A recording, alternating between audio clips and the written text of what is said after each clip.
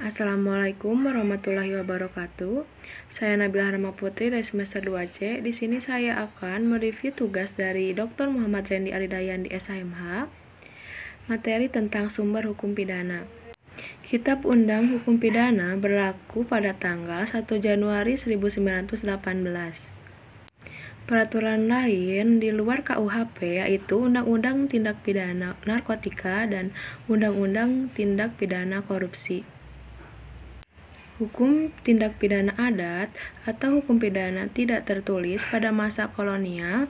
Dasar hukum pidana adat terdapat pada pasal 1315 dan dewasa ini didasarkan pada Undang-Undang Nomor 1 Darurat tahun 1951 pasal 5 ayat 3 sub 6. Pengertian hukum pidana dibagi dua, yaitu yang pertama, hukum pidana material atau hukum pidana objektif adalah keseluruhan peraturan yang membuat larangan atau keharusan dan bagi yang melanggarnya diancam dengan pidana.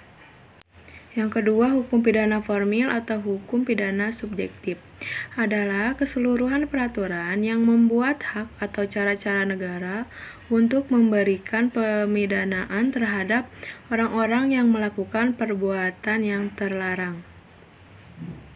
Adapun pembagian Kitab Undang-Undang Hukum Pidana dibagi menjadi dua bagian, yaitu yang pertama bagian yang bersifat umum, yang kedua bagian yang bersifat khusus.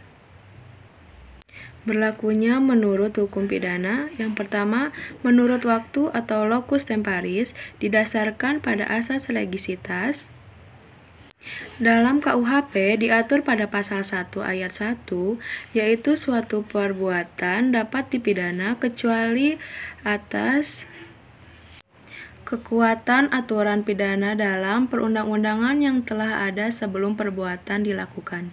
Yang kedua, menurut tempat atau locus delicti. Yang pertama, daratan negara. Yang kedua, perairan atau laut teritorial yang ditetapkan oleh HI. Yang ketiga, udara di atas. Yang keempat, ekstradisi atau penyerahan atau bantuan hukum yang bersifat internasional. Sekian dari saya. Wassalamualaikum warahmatullahi wabarakatuh.